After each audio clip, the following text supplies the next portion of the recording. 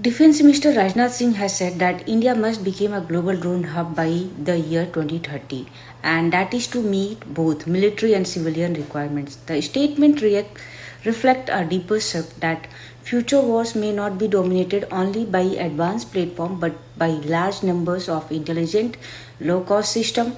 But where does India stand in this race? For decades, military power was built around a simple idea fewer platforms but more capable ones. A single fighter aircraft, a single tank, a single warship, each designed to dominate its domain. But that equation is now changing because drones have introduced something fundamentally different scalable combat power. Across recent battlefield, we are seeing a new platform emerge. Small, inexpensive drones, often costing a fraction of traditional systems, are able to track target in a real time, relay battlefield intelligence instantly, and strike with surprising precision. In some cases, a drone costing less than a missile can destroy assets worth millions. But the real disruptions is not individual drones. It is what happens when they are used in numbers. Swarm tactics allow dozens, even hundreds of drones to operate together. Some act as a decoy, some jam sensor, and others strikes. This creates a saturation effect, overwhelming even advanced air defense system, and this is where the nature of warfare begins to shift from platform centric dominance to mass enabled disruptions. For India, the shift is critical because both China and Pakistan are rapidly expanding their drone inventories from tactical battlefield UAVs to long range loitering munitions. This means future conflict may not begin with the tanks or aircraft but with waves of unmanned systems, proving mapping and striking. The recognizing the importance of drone is only the first step, but building the capability at scale is far more complex challenge. India drones challenge is not about developing a single platform. It's about building an entire operational ecosystem and that begins with scale. Along the northern borders, surveillance is constant. From Ladakh to Arunachal, vast area need persistent monitoring, often in extreme conditions where manned patrols are limited. At sea, the challenge expands further. The Indian Oceans require wide area maritime surveillance tracking both surface vessels and submarines. This means India will need not hundreds but thousands of drones operating simultaneously.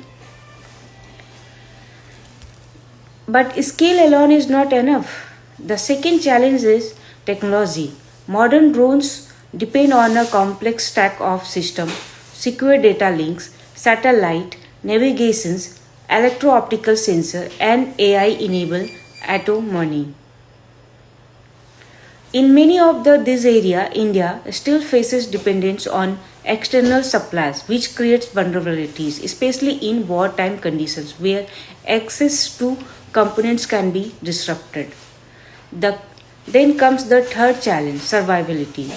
Because drones are not operating in unconstant airspace, advisories are developing electronic warfare system, GPS jamming, and anti-drone weapons. This means India drones must be capable of operating in denied environments, resisting signal disruptions, and continuing missions even with partial system degradation.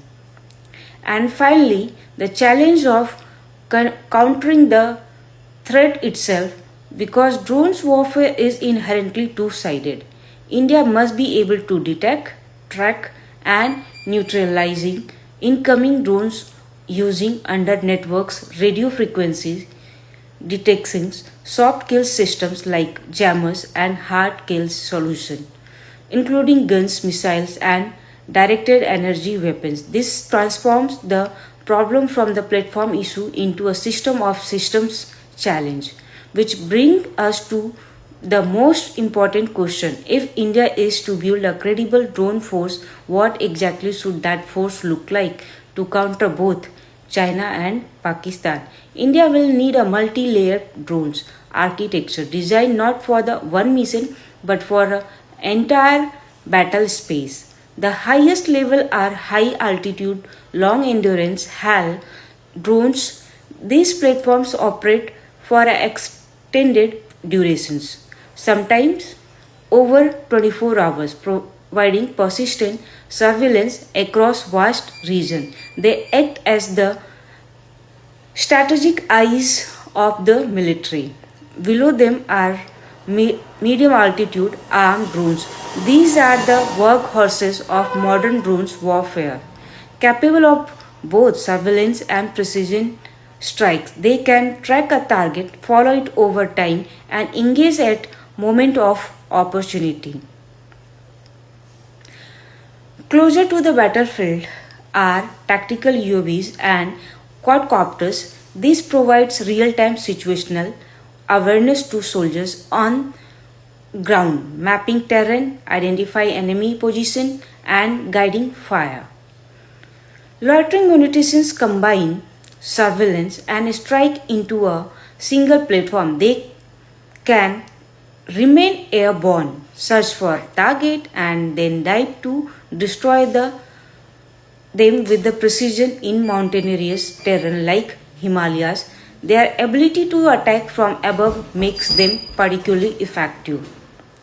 Finally, the most complex layer drone system swarms, where multiple drones operate as a coordinated unit. Some confuse enemy sensors, some jam communications, and other strikes. Powered by AI, distributed control of system. Swarm represents the future of mass warfare. Together, these layers create a complete drone ecosystem from strategic surveillance to tactical combat to mass attack capability. Future wars will not be fought by a few high value platforms alone, they will be fought by networks of systems operating together at a scale and at speed.